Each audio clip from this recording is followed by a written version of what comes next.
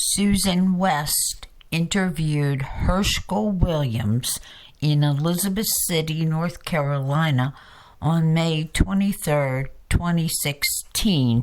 The interview was conducted for the Coastal Voices Portlight Project. And can I set this right there so I can get your voice? And how about if I sit in, I'll stand here close to you. Listen, could you sit in his walker?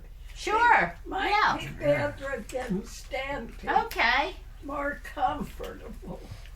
It's not electronic, is it? It's not No. gonna. Okay. I didn't want to push anything and have it take off, take me across the room. So Cheryl was here and interviewed you, Cheryl Gray, and so we have a lot of information. But just to remind folks, what year were you born and where were you born? Yeah. I was born in January the 27th, 1918 in the village of Avon, North Carolina. Okay. Can I ask you a question? Your first name, Herscal. I've Herscal. never heard that before. Well, can I tell you how it came about? Yes. My father was in the Spanish-American War, and he said, and he was on a ship, USS Yankton, and they were down in Cuba. Was he in the Navy? He was in the Navy. My father was Okay. in the Navy, and they were down in Cuba, shelling the 4 installations that belonged to the Cubans. And he said his best shipmate was named Herscal. Okay. So that's why I got my name. He said his best shipmate was named Herscal. He says they were like brothers. I have never heard that name before, and I've been so curious. Well, there's several Hers's, Herscals, but there's not. I think I'm the only one other than my son, HB. Good morning, I'm Good. Kay. Hi, You're Susan. Kay. Nice to meet Nice you. to see you. I came Sorry, right on in. Well, good for you. We're doing some work about the freight boats. About what? The freight boats. Do Was you remember the freight boat called the Julia W. Bell? Very well. Very well. I'll have to tell you, the first time I came to Elizabeth City, my father and I came on the Julian Bell. Oh, really? Because back in those days, there was no overland transportation. And so my father got a pension from being in the Spanish-American War, and he got some back pay, and he got enough to build out on our house. So he came to Elizabeth City to get the material, lumber, to build out on the house in Avon. So, but I remember the Julian Bell very well. And about how old were you when you made that trip? I wasn't very old. I was probably about 7 or 8 years old. Do you remember it? Do you remember? Yeah, I remember, like I said, first time I came to Elizabeth City, I came on the Julian Bell. But the Julian Bell was a freight boat. Well, back in my days, like I said, the only way to get anything came in, there was no overland transportation. And the Julian Bell was one of the freight boats that came to Elizabeth City and got staples and other material, whatever. Like my father bought that lumber, and they carried it to Avon. And the Julian Bell was a boat. They said those boats were about 65 foot long. I mean, that's somebody told me that. I'm not good at guessing length, but 65 foot long. She had 2 masts and 2 main sails and a jib and a centerboard, and also had steering equipment on her. And she'd come to Elizabeth City like on Monday. She'd come to Elizabeth City to pick up the freight. We had drummers, which were salesmen, we called them drummers, would come to Avon and places and take orders for staples and so forth. And so the Julian Bell was one of the ships. She was owned by Walker Scarborough. And did you know him? Very well. He lived in Avon. I've got a picture of him and his wife. It was taken after a hurricane at Avon, where the water came in his house and it damaged it a little bit. But I remember Walker very well. He was a real nice guy. And you know, the Methodist Church in Avon, he helped build that. Yeah, after he got out of the freight business, he became a carpenter, but he was very well known. And so, like I said, that she come to Elizabeth City on Monday, and on either Wednesday or Thursday she'd go back to Avon. Well, back in those days, they didn't have a harbor at Avon. A boat would have to anchor 200-300 yards offshore, and they would have to unload the material in small boats and bring it to the shore. And so when you and your dad came up to Elizabeth City to get the lumber, right, you had to spend the night here? Yeah, my father had a sister lives here. Oh. And we spent the night with her. And they used to have a boat. You could go from Elizabeth City to Manteo. They called the Trenton, which is a boat that carried passengers. And we went back to Manteo on the Trenton and spent the night. And the next morning we got up and got on the mailboat. We got on the mailboat. It was just after daylight. And the wind was blowing a gale from the southwest, and it took us all day long to get to Avon, and just the sound was so rough about everybody on there got seasick. Did the mailboat have a name? Not that I'm aware of. Somebody told me they thought it was called the Virginia Dare or the Dorothy. Could be, because the people that had it lived in Manteo. Okay. And they had two mailboats. Oh. Two mailboats. One would leave Manteo in the morning and drop off mail, and the other would leave Hatteras in the morning and pick up mail. Yeah. As it went north, it would stop at the villages. Well, I was going to tell you about those freight boats. Those freight boats got staples, and the Julian Bell stopped at Rodanthe. Well, back then they didn't have a post office in what is now Waves, but he stopped there because a man had A.C. Gray owned a grocery store for what is Waves now, and he's also at Avon, Salvo, and then he'd come to Avon, and he'd drop off the freight at all those villages. And back in those days, I don't think there was no overland transportation, and that's the only way people get there. If you went somewhere, you went on a boat and came back on a boat. Yeah, there was no overland transportation. When you took the Julia Bell from Avon to Elizabeth City, how long did that take? Well, I tell you what, we left probably about 7 o'clock in the morning, and I imagine it was about 5 or 6 we got here. It took us just about all day long. Okay. Yeah, but we had a good breeze. And I'll tell you something else I remember about the Julian Bell, and maybe things will keep coming to me. The Julian Bell had a water keg just in front of the cabin. And Walker, you know where he got his water from? Out of the Passatank River. I remember when we came up here, as soon as we got in the river, he took a bucket and got water out of the Passatank River and filled up the tank. Yeah.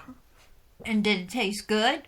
Yeah, there was fresh water there, but it's not that way anymore. Yeah. Oh, it isn't? No, yeah. It's very brackish now altogether. Why is that, do you think? I really don't know. Yeah. But it's changed. But anyway, one time it was real fresh water, and as youngsters, we used to go aboard the Julian Bell, get a drink of water that came out of the river. That's great. Julian Bell and those other boats, they had a cabin, and they had a stove in there to cook on, and they heat in the wintertime, I guess, and had bunks in there for them to sleep on. I think they had about 4 bunks, and then when they'd come to Elizabeth City, they'd stay aboard those boats. They wouldn't go to a motel or a hotel, but they'd stay aboard those boats, and they did their cooking and whatever. Okay, so the crew on the boat, they didn't have to come to a boarding house. Oh, that's right. Yeah. Okay. Yeah. And Walker had a sort of a maid named Abby Hooper that went with him to help him out, but he needed somebody to when he put those sails out. See, they kept the sails. They didn't keep them when the boat wasn't operating. They didn't keep the sails like they did when the boat was running. They tied them up around the mast and so forth. Yeah. Okay. Yeah.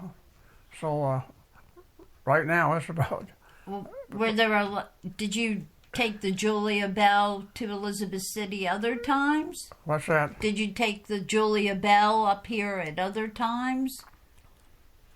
Did you take the Julia Bell to Elizabeth City at other times besides that one? No, that's the only time we come up here. One time. Okay. Yeah. And Yeah. But the guy Walker Scarborough on that, he was a real nice guy. And I'll have to tell you that when we came up here, I kept telling my father I wanted to go with him. He said, well, you're not going. He said, you're not going. So I followed him down to, see, the boat was anchored off somewhere and they had to take a small skiff. And I followed him down to the skiff. And and my father said he wants to go with me, but I'm not going to let him go. And Walker says he can go if he wants to.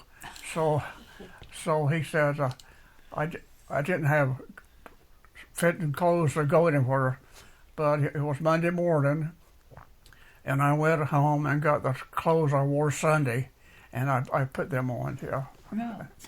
So, do you remember Walker's father, Pharaoh Scarborough?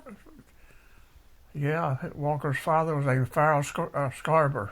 Did he have a grocery store? No, Walker had a grocery store at one time before he started on the freight boat. Oh. But then I had an uncle named Farrah Scarborough. He had the store there, and he kept it up until he got so he couldn't use it anymore. And then his son Herscal Scarborough took it over. Yeah, but I think there was 4 of those brothers, Walker's brothers. One was named Celestial. The other one was named, oh my gracious, Walker had one named Dewey, and I had one more, and I can't think of what his name is right now, but maybe I'll let Ignatius. Ignatius, and then had another one. There were 4 or 5 of those brothers. Yeah, yeah. And was Walker the only one who worked on the freight boat? Well, I don't know how old he was. He was probably in his 30s or something like that. Okay. I think so. And the Julia Bell, was it painted or was it? Yeah, as far as I know, it was painted. Yeah. Do you remember what color it was? I think it was white. Okay. Yeah, it was white. So, when you took the Trenton from Manteo back home to Avon. And we took a Trenton to Manteo, Okay. and then we got on the mailboat early in the morning. Right Okay. there. Do you remember how long it took to get from Elizabeth City to Manteo on the Trenton? Yeah, it took, we should leave, I think left the city about 1 o'clock and got to Manteo about 5. And they said just about everybody would meet the Trenton when she got to Manteo, because I remember when we got to Manteo, there was, I don't know, must have been 40 or 50 or more people there waiting for that Trenton to come in, because it was sort of a big thing back in those days for the Trenton to come in. And Trenton was a pretty big boat, and they served meals on her, because I remember my father and I was up on the deck, and they come and said that supper is now being served. But we didn't go down there. We waited till we got to Manteo, then we went somewhere and got something to eat, yeah.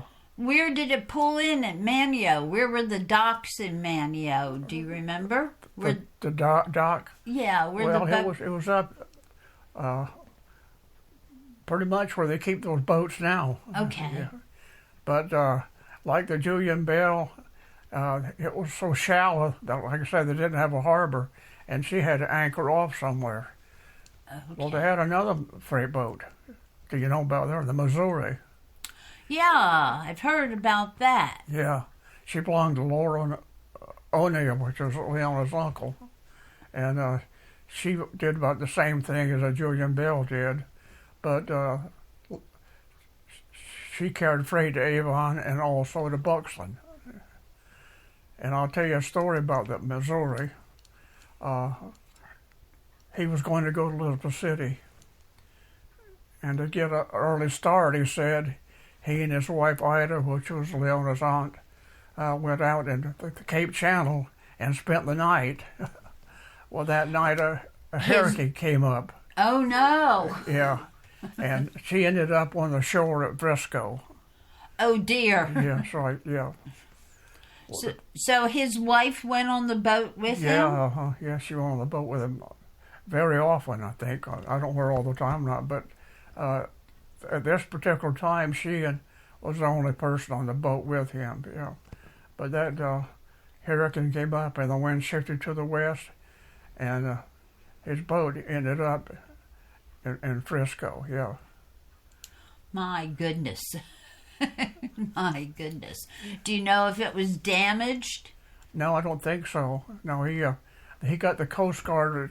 They had a Coast Guard station at Cape Point at the time, and the Coast Guard came and launched that boat for him. Okay.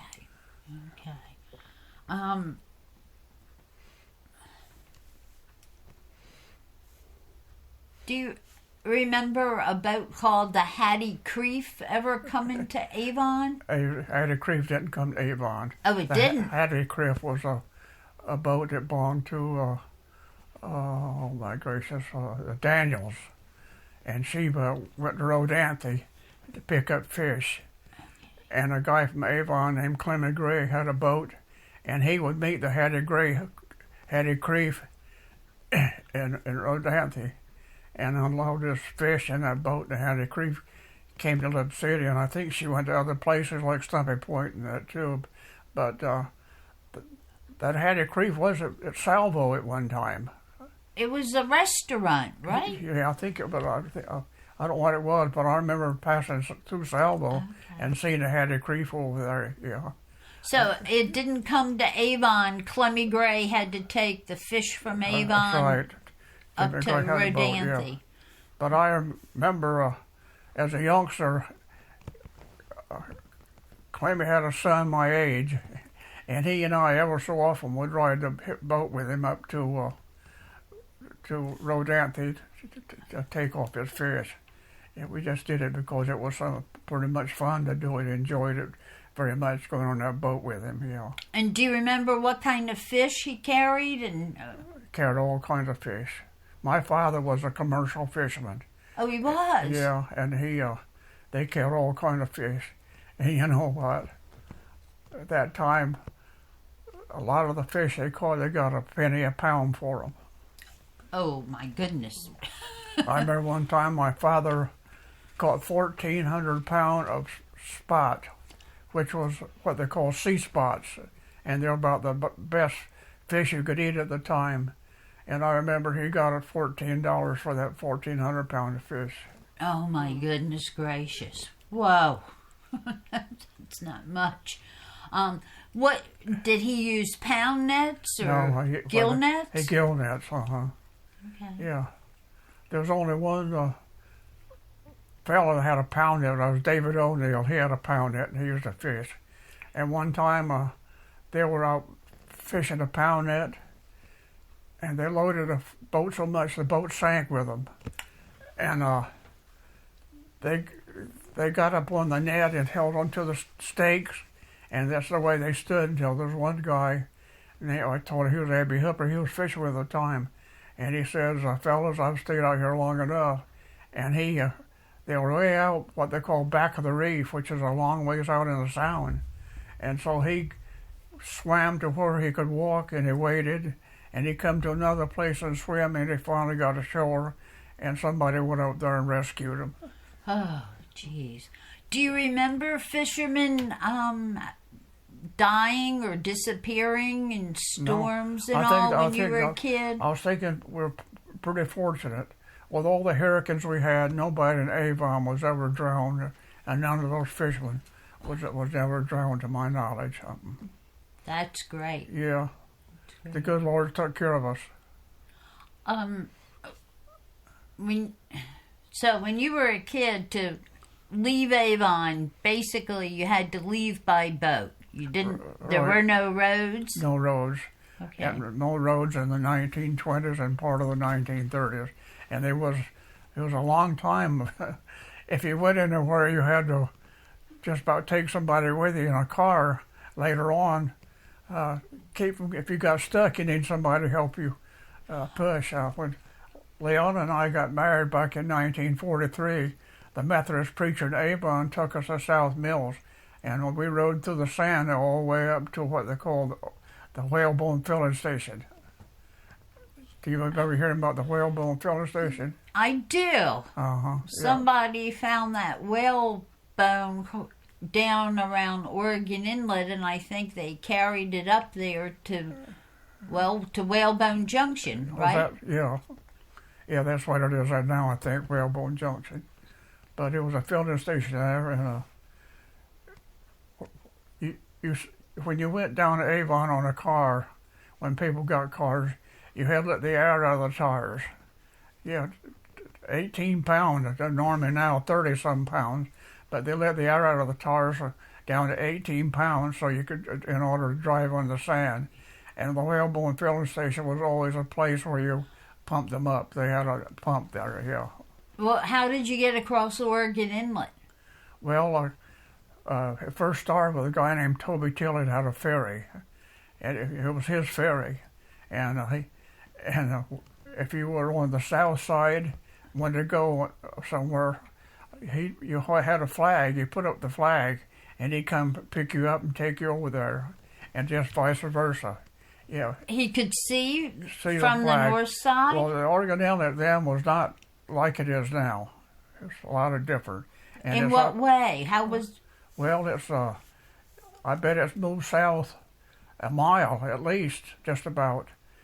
And it wasn't as wide. It was sort of narrow at the time, yeah. That was back in the 30s, yeah. Okay. Well, let me ask you, changing the subject, is there a section of Elizabeth City that's called Little Kinnakeet? That's Avon.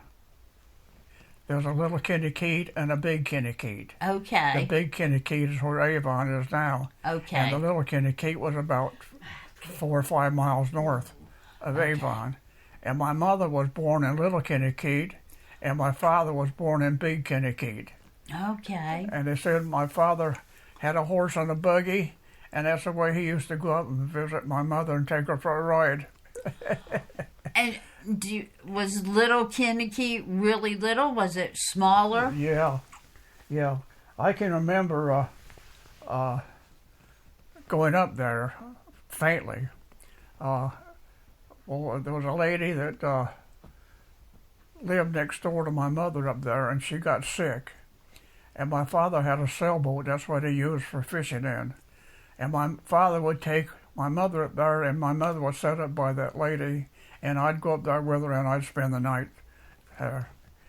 Were there many houses there? There were several houses there.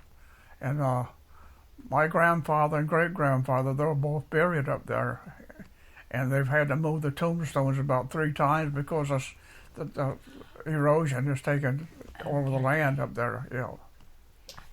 Excuse me, you were talking about us Little Kinnakeet in Elizabeth City? Yeah. There was one in Manteo.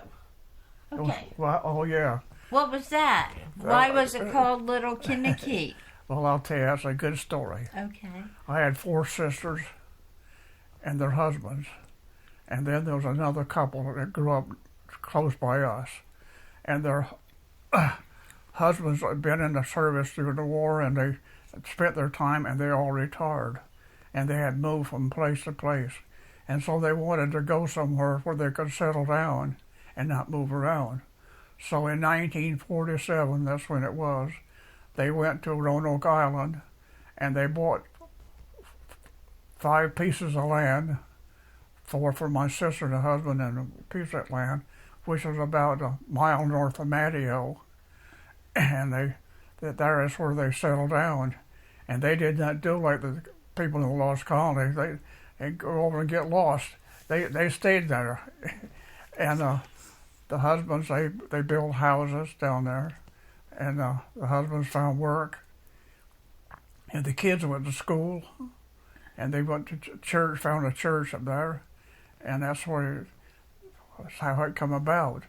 Well, there's a guy named Victor Meekins who started the Dare County Times, which rather changed to the Coastal Times, and he wrote an article about those people moving up there, and he said he's never heard of any discussions that wasn't right amongst them, no quarreling and so forth, and he named the place Little Kinnakeet. Okay. So That's how it come to be. So your 4 sisters lived right in... Right, they lived, well, they weren't very apart where they They came. were close. There were the 4. There was Helen, Evelyn, Jeannie, and Mildred. Yeah. They lived, well, they were just together for That's so nice. many years until they died. That's nice. I remember when they moved there, we used to go down there and spend time with them. And if you went, you didn't know where to go to eat or something because you're afraid if you went one place, it would cause the other one to feel bad. But I remember we'd go to a house and when I ate, and the others would bring food over there. They were all good cooks. Yeah. And their husbands built the houses? Well, with the help of a carpenter. But their husbands built the houses. Yeah. Were their husbands from Avon? Yep, they all grew up together. Okay. Yep. But there's I had one brother-in-law named Goodrich. He built a house himself, and he built it out of a cinder block. Yeah. But he did all the work himself, except he got one of my other brother-in-law, Manus, to help him put the shingles on. But other than that, he wired it and did the plumbing and everything, because he was a radio man in the Coast Guard, and he could just about do anything you wanted me to do. In fact, when I first went in the Navy, he built me a radio. Oh my goodness. From scratch. Oh my goodness. And gave it to me. Yeah. Oh, he must have been clever. Yeah, he was. He was a smart guy. When you were a young boy, did you leave Avon very often? No, not very often. I joined a CC camp.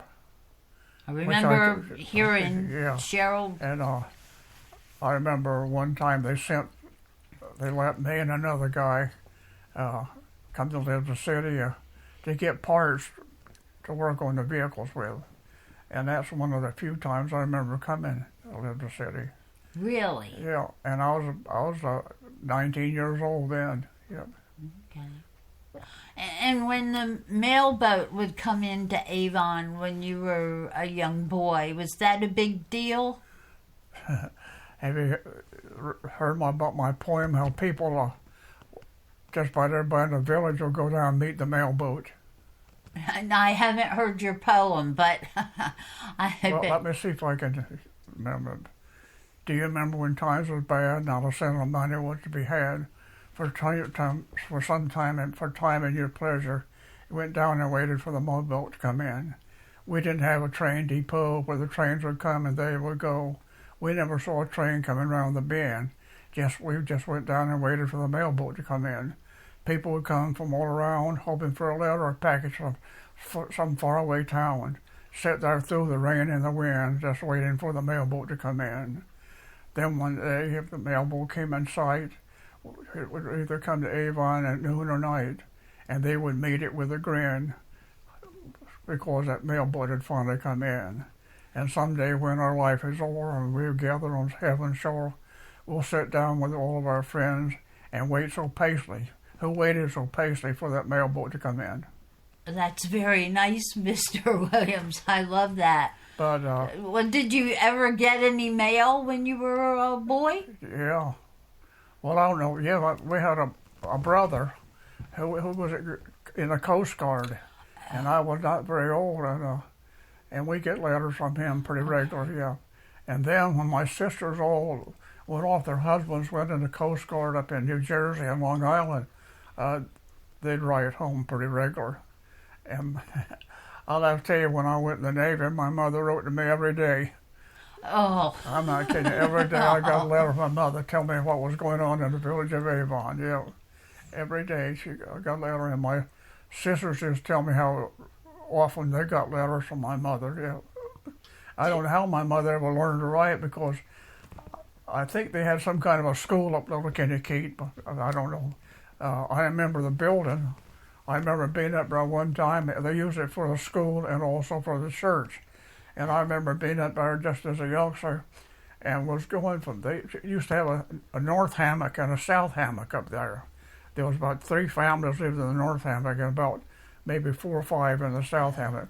But I was going up there with 2 men, and one of them said, "Somebody's left the door to the church open, so I'm going to go close it." That stands out in my mind. Do you remember when the last people left Little Kinnakeet? Well, when they moved? Yeah, I remember when they all moved by the same time. They did. And I'll tell you something unusual. My uncle, who was married to my mother's sister, he had a house up at Little Kinnakeet. He disassembled that house, put it in a boat, and carried it down to what they call the Nodded, and had it put together. Smart. And yeah, there was two other people did the same thing. Yeah, one was named John Walter Barnes, his name was, and another was Mr. Levin Gray. Yeah, they did the same. They had houses up at Little Kinnakeet, and they disassembled them and took them to Avon and put them together. Yeah. I think that's a great recycling, reusing. Yeah. Daddy, when did you go to New Jersey? Didn't you go to New Jersey and stay? Yeah, 1936. So how old were you then? I was 18. Uh-huh. I just got out of school, and my brother was stationed in Cape May, New Jersey. So I went up there to visit him. Well, in a while, my brother-in-law went up, Charlie O'Neill, he was in the Coast Guard, Long Island, and he carried me to a place called Sperm City in New Jersey, stay with my sister for a while. Okay. Well, pretty soon I got a guy came that was a neighbor of my brother and picked me up. I went down to Cape May and spent the summer, and I worked in a grocery store. I worked in a grocery store 6 days a week, every day except Sunday, for $10 a week. $10 a week. $10 a week, yeah. And I worked, I don't know if I should tell you this or not, but from some Jews. Uh-huh. And they were shrewd people. Uh-huh. One time he had a competitor that had a store down the street from him on Cape May. And he gave me a pencil and paper one day, the guy that owned the store named Conowitch. He says, "Herscal, I want you to go down to that store," and he had a list of things they want to do, and see what the prices are. See what the prices are. So you were a spy. The guy that owned the store came over and says, "Do you work for the Conowitches?" I said, "Yeah." He said, "Well, you get the H out of here, and I don't want to see you here anymore." Oh. Did you have telephones in Avon? Never had a telephone. No? We never had a telephone or radio. We got a radio late, sometime in the 1930s, but my folks never owned a telephone. And thank the good Lord, computers and television was not even heard of. Right. So I got to spend a lot of time enjoying the good outdoors that the good Lord created for us to enjoy. That's nice. And your radios, did you get many stations?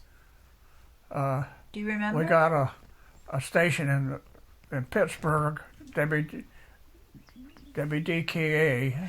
and then we got NEAF in New York, and that was about it.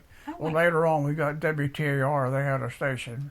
And later on, we got a lot. I used to, Saturday night, I just listened to the Grand Ole Opry from Nashville, Tennessee. I was wondering what that you listened. That was up in the 30s. Okay. Did you ever hear any of the stories that they used to play on the radio? No, I don't remember. Uh-huh. But I remember every Saturday night I'd listen to that Grand Ole Opry because I dearly love country music. I still do, but not the kind they play now. Uh-huh. So, Was there much music in Avon when you were a young boy? Well, the churches had choirs. The Methodist Church had young people and their teenagers, and they did something very unusual.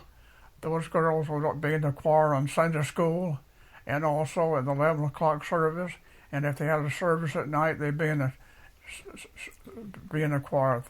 They'd spend 3 times in the choir on the Sabbath day, yeah. My goodness. And they were mostly teenagers. Yeah. And I remember a lady told me that lived at Frisco, said that she dearly loved going to Avon to church because the choir could sing so well. Isn't that something? Yeah. So were you in the choir? No, Was it just girls? I never sang it. I always loved to sing, but I never sang in the choir. My father did. Oh, he did? Yeah. And my father had, I'll have to tell you this. After my father died, a guy named Bernice Balance told me, he says, Herscal, I don't know whether you know it or not, but your father had the first guitar ever came on Hatteras Island.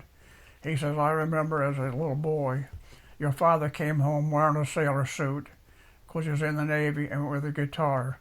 And we boys would sit down, get him to sit down and get him to sit down and play that guitar, yeah. Oh, my goodness. Yeah. But my father taught me to play the guitar. And Oh, he did? Yeah, I still did until my eyesight got bad. And I played in churches, played in the church I go to, we belonged to Cedar Road Church. I've been to Corinth Church and played a couple of times, and to Berea Church, and I played the guitar and sing. And I've got a CD. Oh, you do? Yeah. Of you singing? Yeah, playing the guitar and singing. Well, that's fantastic. Yeah. Do you sell it? No, No? I don't know if we got any spare ones or not, Leona. Okay, I think there's. Go in there and look in that drawer, see if there's any. Which drawer is that? Which drawer? Writing desk. Oh, okay. If there's more than one, bring it, give it to Okay. her. But if it's only one, I don't want to Yeah. give that away. I don't want to take your last copy. Yeah. So when your dad taught you to play the guitar, when your father taught you to play the guitar, do you remember what kind of songs you played? Country songs. Country songs. Yeah, country songs, yeah. But later on, after I give my heart to the Lord, I just play gospel music, yeah. Okay. Yeah. But the CD's got some country songs on it. I got one song and I wrote myself, yeah. I hope Kate's got a spare one to give to you. When you retired from the Navy, did you move back to Avon or did you come here? When I retired from the Navy, I went to work for a telephone company, a local telephone company here in Elizabeth City. Oh. And I retired. I worked there 21 and a half years, and I retired from a company named Sprint. Okay. But I worked here because when I went to work here, local people owned the telephone company. But they sold it to another company, then another company sold it to Sprint. So when I retired, Sprint owned the telephone company, and I retired from Sprint. Yeah. Okay, so that's how you got here to Elizabeth City. No, No? I was in the Navy, and I was on the Midway, aircraft carrier Midway. I don't know if you ever heard of it or not. But Have. Yeah. Well, I stayed on there. I was in another aircraft carrier called the Gilbert Islands, which was stated up in Quincy Point, Rhode Island. And then after I'd been on that a year, I got transferred to the Midway, which is down here in Norfolk. And I stayed over there over a year. And then I got transferred to a blimp squadron here in Elizabeth City. And I used to fly blimps around, so that's when we came here and our children started school and everything. Well, and we tell went, me about a blimp. What you flew it around? Well, why? What does a blimp do? Well, the ones that I was stationed on, they were built to carry depth charges for submarines. And sometimes we'd have a drill or something, and we would load depth charges on that blimp because she had what they call bomb racks on her, yeah. And they had a galley where you could eat and so forth. And so I did that for until I retired in 1954, I think. It stayed there until 57. Yeah, that's when they closed the base. Then I got transferred to Oceana. And that's where I spent my last 4 So years. that's how you got here to Elizabeth Right, City. yeah. You have 2. 2? Uh-huh. I don't want to take one of your last 2. Yeah. You I'd rather keep not, them. I'd rather not give Yeah. them to her, yeah. Okay. Yeah. This is Save them. the Oh my goodness.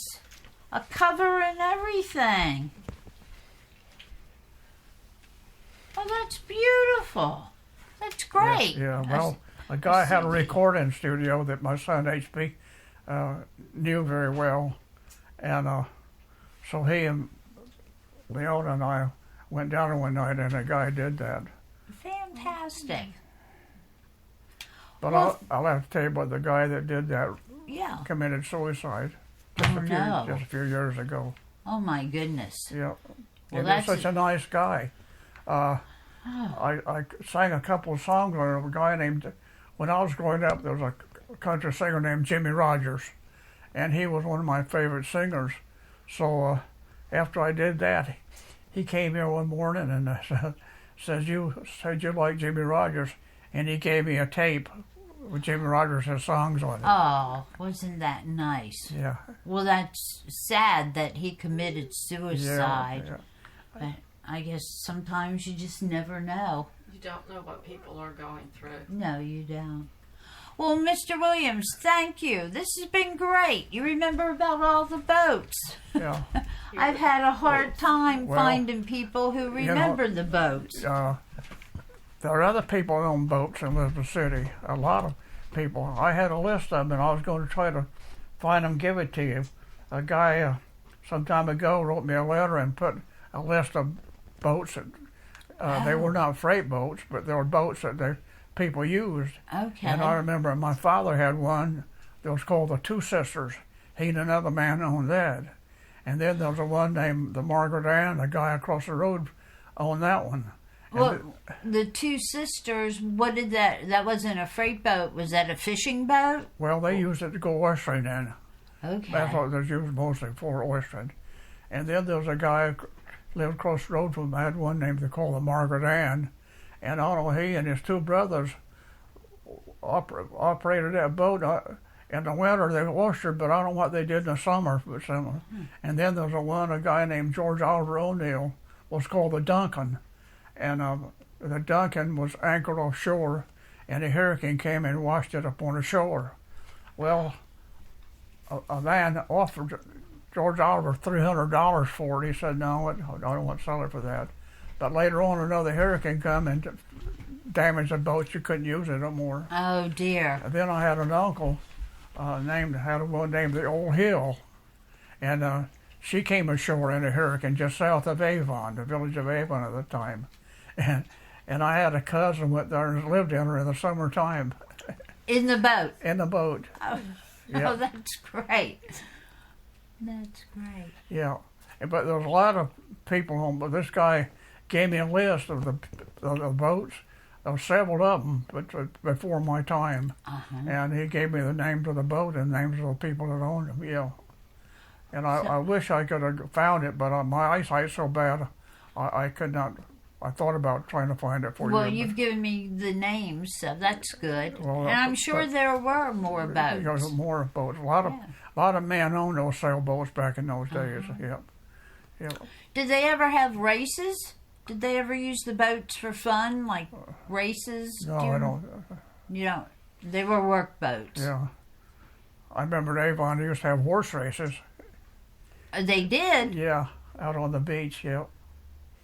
Yep. Daddy, were there horses at Avon?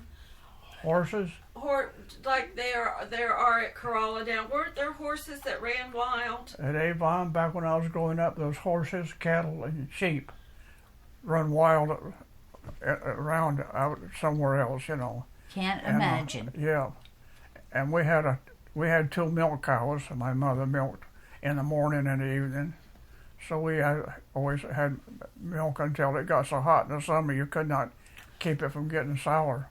and we always. Well, how did you keep food? How did you keep food back then from spoiling? You didn't have refrigerators, so. No. Well, we didn't. My father, he killed a pig just about every fall, and we'd eat of it, give some people some, but he'd make a brine out of salt, and that way he'd preserve it. And the same way my father did fishing. He'd fish, but in the late summer and early fall, he would start cleaning those fish and putting them in a brine. And after they'd been in a brine for a while, he'd change it because they said, the Bible says the salt has lost its flavor, it's not any good. So he would change the brine. And we had fish in the wintertime when he wouldn't be fishing, he'd be oystering or doing something else. Okay. Yep.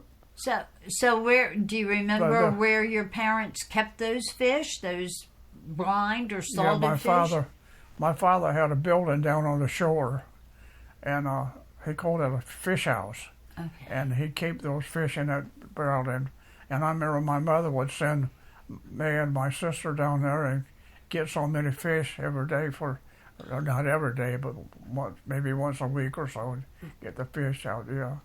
And then there was a number of people on horses down there. But the people in Avon did not, to my knowledge, did not own their sheep. The people up in Roseanthony and Salvo did. But they, for some reason or another, they stayed down to Avon, yeah. Isn't that something? Yeah. Well, they had ice boxes, and ice was delivered most every day. Okay. That's how you kept your food. Okay. Okay. Do you live in Avon? I live in Buxton. Oh, do you? Yeah. How'd you get way down here? That's not a Buxton name.